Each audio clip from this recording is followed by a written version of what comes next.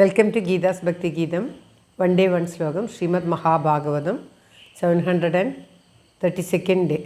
Today, 12th sloka of Pradhamaskandam, 7th chapter.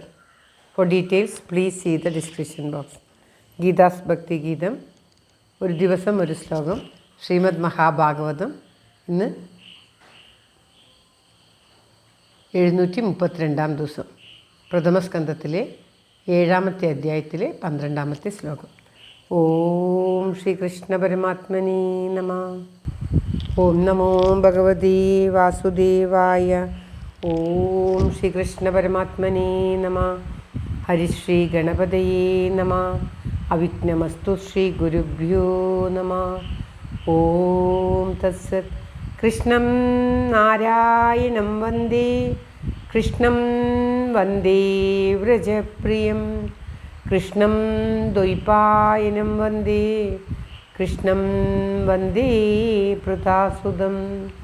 ശ്രീപരമാനന്ദനാഥനായി അദ്വൈതദീപമായി, മോക്ഷേക്ഷു വൃന്ദമന്ദാരമായി, കാരുണ്യവാരിധിയായി വിഭൂദേശനാം Narayanan മമ മന്ദത മാറ്റണം.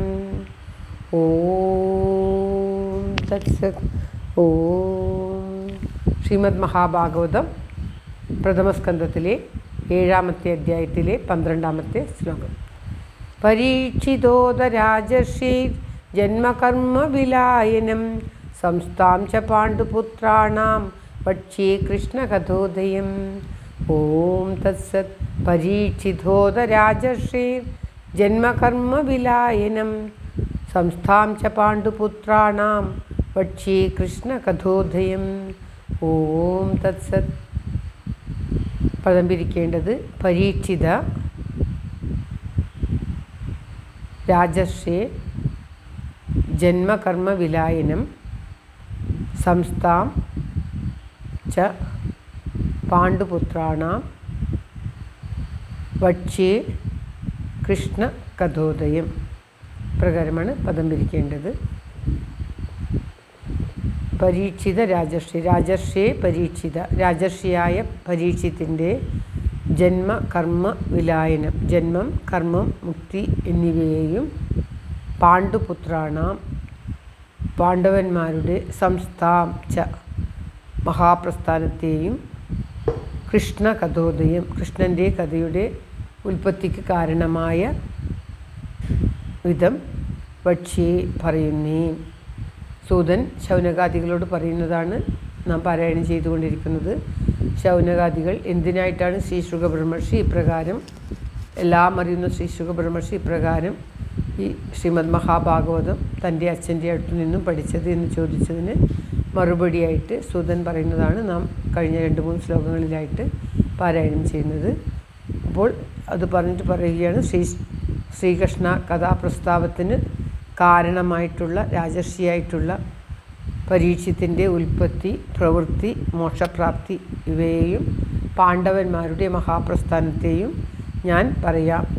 പാണ്ഡവന്മാരുടെ മഹാപ്രസ്ഥാനം എന്ന് പറയുന്നത് കൊണ്ട് ഉദ്ദേശിക്കുന്നത് പാണ്ഡവന്മാർ തങ്ങളുടെ സ്വധാമത്തിലേക്ക്, അതായത് മുക്തി പ്രാപിക്കുന്നതിനെയാണ്. അവരവരുടെ എവിടെ നിന്നാണോ ഉത്ഭവിച്ചത് അവിടത്തേക്ക് തിരിച്ചു പോകുന്നത്. ഇവിടെ പാണ്ഡവന്മാർ സ്വർഗത്തിലേക്കാണ് പോയിരുന്നത്, മുക്തി ലഭിച്ചിട്ടില്ല. അവർക്ക് മോക്ഷം ലഭിച്ചാൽ എല്ലാവരും വൈകുണ്ഠത്തിൽ പോയി ആ ഭഗവാനിൽ ചേരും എന്നാണ് പറയപ്പെടുന്നത്. ഇപ്രകാരം പരീക്ഷത്തിന് ശാപം ലഭിച്ചതുകൊണ്ടാണ് ശ്രീമദ് മഹാഭാഗവതം ശ്രീ ശുകബ്രഹ്മർഷി അവിടെ ചെന്ന് ഉപദേശിക്കുകയും അത് സൂതൻ കേട്ടിട്ട് നമുക്കെല്ലാവർക്കും ലഭിക്കുകയും ചെയ്തത്.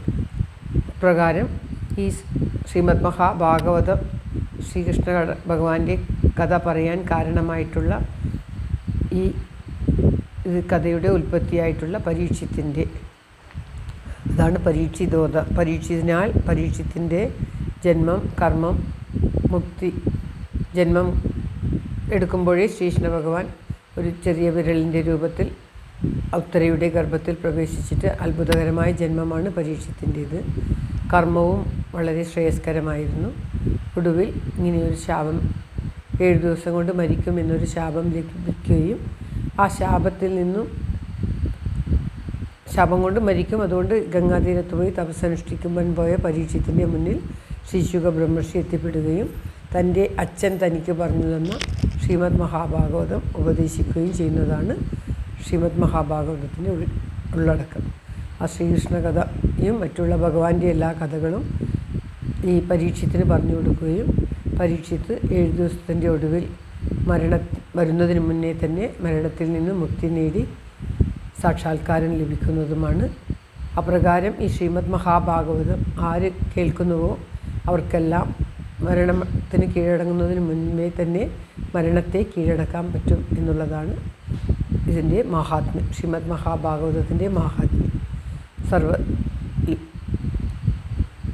അപ്രകാരം ഞാൻ പറയാം. ശ്രീകൃഷ്ണകഥയുടെ ഉത്ഭവത്തിന് കാരണമായിട്ടുള്ള പരീക്ഷത്തിൻ്റെ ജന്മത്തെക്കുറിച്ചുള്ള വിവരങ്ങളും പാണ്ഡവന്മാർ അവരവരുടെ സ്വധാമത്തിലേക്ക് മടങ്ങിപ്പോയത് അവരുടെ സ്വർഗപ്രാപ്തി മഹാപ്രസ്ഥാനവും ഞാൻ പറയാം എന്ന് പറയുകയാണ് സൂതനിവിടെ. ശ്ലോകം ഒരിക്കൽ കൂടി. പരീക്ഷിതോദ രാജർഷേർ ജന്മകർമ്മ വിലായനം സംസ്ഥാം ച പാണ്ഡുപുത്രാണാം വക്ഷ്യേ കൃഷ്ണകഥോദയം സർവത്ര ഗോവിന്ദനാമ സങ്കീർത്തനം ഗോവിന്ദ ഗോവിന്ദ. എല്ലാവരുടെയും നന്മയ്ക്കും ആയുരാരോഗ്യ സൗഖ്യത്തിനുമായി പ്രാർത്ഥിച്ചുകൊണ്ട് ഭഗവാന്റെ തൃക്കാൽക്കൽ ഈ ശ്ലോകം സമർപ്പിക്കുന്നു. Geetharaj. Thank you for watching. All the best. Have a very very nice day. God bless you. ദൈവം അനുഗ്രഹിക്കട്ടെ. എല്ലാവർക്കും എല്ലാവിധ ആയുരാരോഗ്യ സൗഖ്യവും നന്മയും ഉണ്ടാകട്ടെ. ഓം തത്സത്.